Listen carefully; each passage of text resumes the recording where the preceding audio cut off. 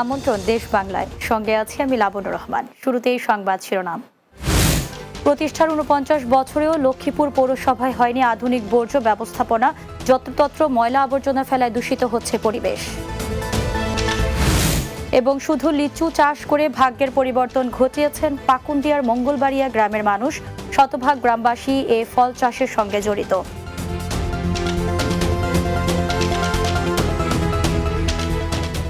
শুনছিলেন শিরোনাম, এবারে বিস্তারিত।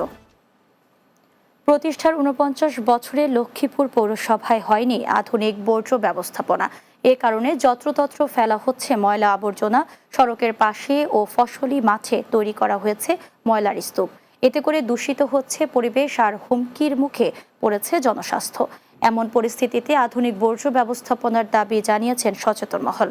আধুনিক বর্জ্য ব্যবস্থাপনায় কর্ম পরিকল্পনা গ্রহণ করা হয়েছে বলে জানান পৌর কর্তৃপক্ষ। লক্ষ্মীপুর প্রতিনিধি জামাল উদ্দিন রাফির প্রতিবেদন, জানাচ্ছেন মাহমুদ রুবেল।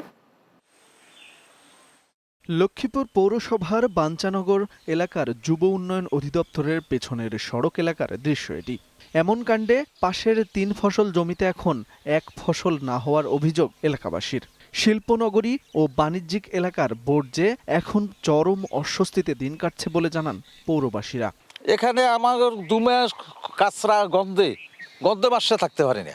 গন্ধে টিকতেছি না, আমরা অসুখ বিসুখ, আমরা কোনো ফসলও পাই না। ময়লার স্তূপ থেকে প্লাস্টিকের বোতল সহ নানা অপচনশীল দ্রব্য সংগ্রহ করছেন নারী পুরুষ। এমন অব্যবস্থাপনা এখন পুরো পৌরসভার বাস টার্মিনাল ও শিশু পার্ক এলাকা সহ ৪ থেকে ৫টি স্থানে। তাই পরিবেশ, প্রকৃতি, জীববৈচিত্র্য ও জনস্বাস্থ্য এখন হুমকির মুখে পড়েছে। এই বর্জ্য ব্যবস্থাপনাকে সঠিকভাবে নিষ্কাশন করে এবং সঠিকভাবে ব্যবহার করে যদি গ্যাস এবং সার এখানে উৎপাদন করা হয়, তখন আর মানুষের স্বাস্থ্যের কোনো ক্ষতি সাধন হবে না। পৌর প্রশাসক জানান, বিচ্ছিন্নভাবে একাধিক স্থানে পৌরসভার বিভিন্ন ময়লা আবর্জনা ফেলা হয়। এরপর সেগুলো গাড়িযোগে ডাম্পিং স্টেশনে রাখা হচ্ছে। এদিকে বরাদ্দপ্রাপ্তি সাপেক্ষে পরবর্তী কার্যক্রম গ্রহণ করা হবে বলে জানান তিনি। সার্বিকভাবে লক্ষ্মীপুর পৌরসভা একটি আধুনিক বর্জ্য ব্যবস্থাপনায় আমরা অনেক কর্মপরিকল্পনা নিয়েছি। এখন বাজেট পাওয়ার প্রেক্ষিতে এবং পাইলট বেসিসে যখন আমরা সাকসেস হব, তখন এগুলি পর্যায়ক্রমে বাস্তবায়ন করব। ১৯৭৬ সালে লক্ষ্মীপুর পৌরসভা গঠিত হয়। Desk report, Bangla TV. বিএনপির ৩১ দফা বাস্তবায়নে লিফলেট বিতরণ ও গণসংযোগ করেছে যুক্তরাজ্য বিএনপির সভাপতি ও বিএনপির চেয়ারপারসন এর উপদেষ্টা এম এ মালিক। ফেঞ্চুগঞ্জ উপজেলার বিভিন্ন স্থানে বিএনপির ৩১ দফা বাস্তবায়নে লিফলেট বিতরণ ও গণসংযোগ করেন। বৈষম্যবিহীন গণতান্ত্রিক রাষ্ট্র বিনির্মাণে বিএনপি ঘোষিত রাষ্ট্র কাঠামো মেরামতের ৩১ দফা রূপরেখা বাস্তবায়নে জনমত গঠনের লক্ষ্যে লিফলেট বিতরণ ও গণসংযোগ করেছেন। ফেঞ্চুগঞ্জের বিভিন্ন বাজারে ও বিভিন্ন গ্রামে এসব লিফলেট বিতরণ করেন। এ সময় বিএনপির যুবদল, ছাত্রদল সহ অঙ্গ সহযোগী সংগঠনের নেতারা উপস্থিত ছিলেন। পরিবারের চাহিদা মেটাতে এক সময় বাড়ির আঙিনায় চাষ হতো লিচুর। আধুনিক প্রযুক্তির কল্যাণে এখন বাণিজ্যিক ভিত্তিতে লিচু চাষ করছেন চাষিরা। প্রত্যাশা অনুযায়ী সাফল্য পাওয়ায় কিশোরগঞ্জের পাকুন্দিয়ার মঙ্গলবাড়িয়া গ্রামের শতভাগ মানুষ এখন লিচু চাষের সঙ্গে জড়িত।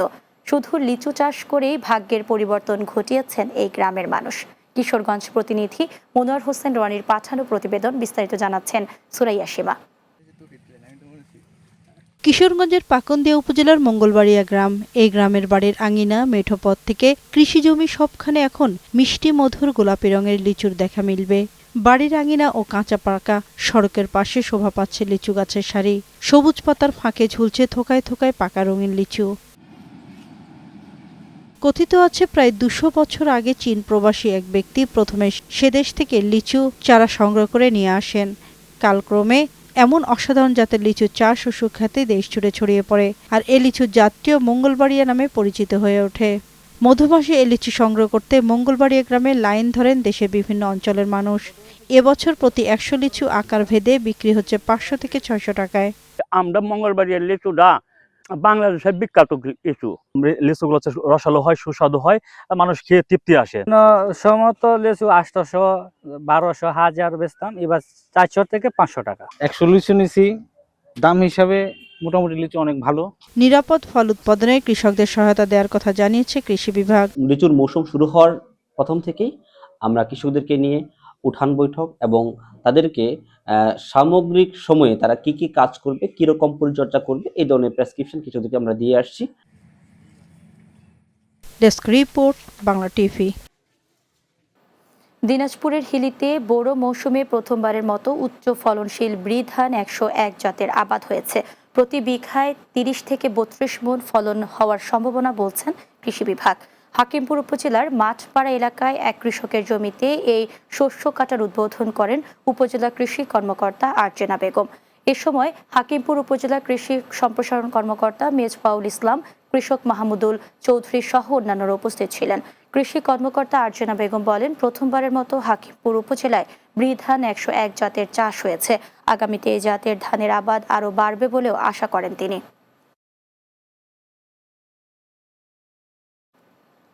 নোয়াখালীর বেগমগঞ্জ উপজেলার সুলতানপুর হানিফ ভুঁইয়া স্কুল অ্যান্ড কলেজের অ্যাডহক কমিটির নবনির্বাচিত সভাপতি মাহফুজুল হক আবেদকে সংবর্ধনা দেওয়া হয়েছে।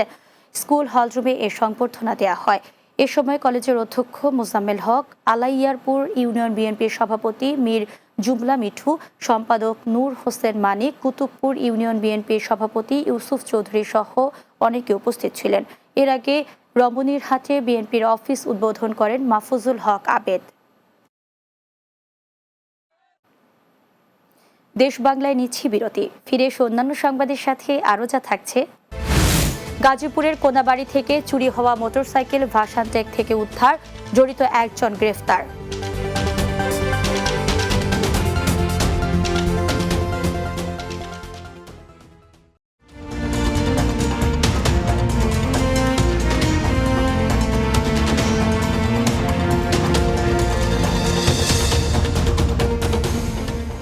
বিরতির পর দেশ বাংলায় স্বাগত আরও একবার। গাজীপুরের কোনাবাড়ি থেকে চুরি হওয়া মোটরসাইকেল ভাসানটেক থেকে উদ্ধার করেছে পুলিশ। এই ঘটনায় জড়িত আলমগীরকে গ্রেফতার করা হয়। গ্রেফতারকৃত আলমগীর লালমনিরহাট জেলার কালীগঞ্জ থানার লতাবোর গ্রামের আব্দুল রশিদের ছেলে। পুলিশ জানায়, গত মাসের 24 তারিখ কোনাবাড়ি বিসিক শিল্পনগরীর 2 নম্বর গেটের সামনে থেকে মোটরসাইকেলটি ক্রয় করার কথা বলে পালিয়ে নিয়ে যায় আলমগীর। ওই দিনই রাতে মোটরসাইকেল মালিক মাহফুজ বাদী হয়ে কোনাবাড়ি থানায় একটি মামলার পরপরই পুলিশ তথ্য প্রযুক্তির সাহায্যে ঢাকার ভাসানটেক থানা এলাকা থেকে তাকে গ্রেফতার করে। বিষয়টি নিশ্চিত করেন জিএমপি কোনাবাড়ি থানার অফিসার ইনচার্জ মোহাম্মদ সালাউদ্দিন। বরিশালে মাদকসহ আটক হওয়ার পর পুলিশের ওপর হামলা চালিয়ে হাতকড়া সহ পালিয়ে যায় এক মাদক কারবারি। এই ঘটনায় পুলিশের 3 সদস্য আহত হন, 2 জন হাসপাতালে ভর্তি রয়েছেন। ঘটনার পর সাঁড়াশি অভিযান চালিয়ে শুক্রবার ভোরে উপজেলার 6 গ্রাম এলাকা থেকে আসামিকে আটক করা হয়। এই ঘটনায় পুলিশের পক্ষ থেকে মামলা করা হয়েছে। Barishal bureau in-charge FM Nazmul রিপনের প্রতিবেদন, জানাচ্ছেন অর্ণব নাসির। বরিশালের আগলঝাড়ায় আনসার ও ভিডিপি কার্যালয়ের সামনে বৃহস্পতিবার মাদক বিরোধী অভিযান চালান থানার উপপরিদর্শক মামুন হোসেন ও কনস্টেবল কামাল হোসেন ও সাইমুন আল সাকিব। অভিযানে 16 পিস ইয়াবাসহ আটক করা হয় বাকাল ইউনিয়নের ফুল্লশ্রী ফকিরবাড়ি গ্রামের সিদ্দিক ফকিরের ছেলে রিয়াজ ফকিরকে। আটকের পর রিয়াজকে হাতকড়া পরিয়ে গাড়িতে তুলতে গেলে সে কনস্টেবল কামাল হোসেন ও কনস্টেবল সাইমুল আল সাকিবকে আঘাত করে পালিয়ে যায়। তাকে ধরতে গিয়ে আহত হন ASI মামুন হোসেনও। ঘটনার পর আহত পুলিশ সদস্যদের আগলঝাড়া উপজেলা স্বাস্থ্য কমপ্লেক্সে নিয়ে যাওয়া হয়। ঘটনার পর রাতভর অভিযান চালিয়ে হাতকড়া সহ শুক্রবার ভোরে রিয়াজকে গ্রেপ্তার করে পুলিশ। অভিযুক্ত রিয়াজের বিরুদ্ধে চুরি সহ একাধিক মামলা রয়েছে। যে পালাইছে হ্যান্ডকাপ সহ 2 হাতে হ্যান্ডকাপ পরানো, সেই অবস্থায় পালাইছে। আসামির নাম আমরা পরে জানতে পাই যে তার নাম রিয়াজ।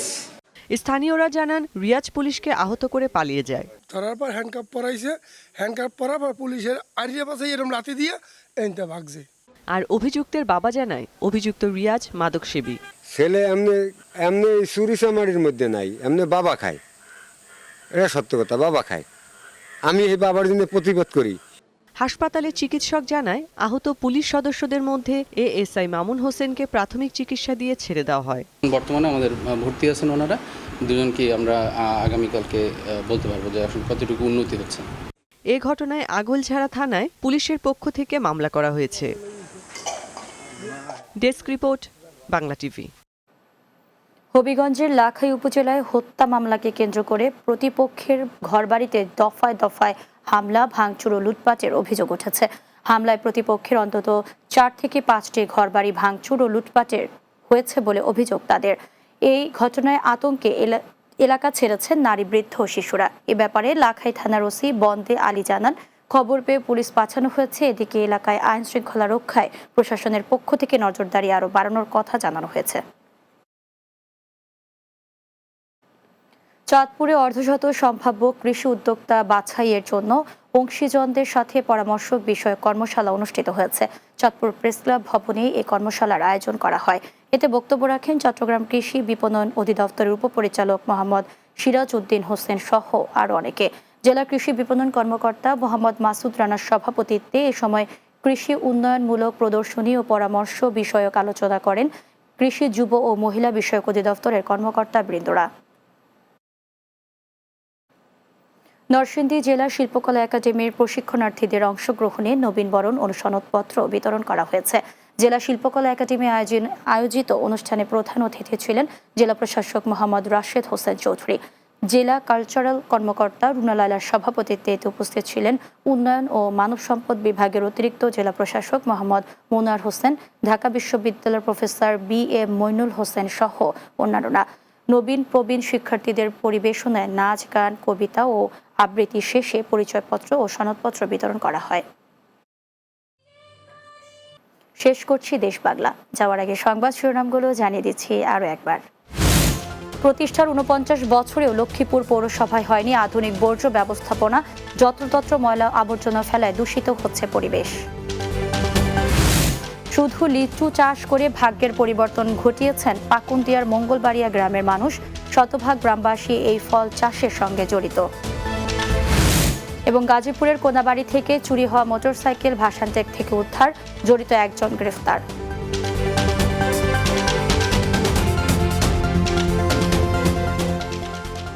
এই ছিল দেশ বাংলা। আমাদের পরবর্তী সংবাদ বিকেল 4:30 দিনের বাংলা দেখার আমন্ত্রণ রইল। এতক্ষণ সঙ্গে থাকার জন্য ধন্যবাদ সবাইকে।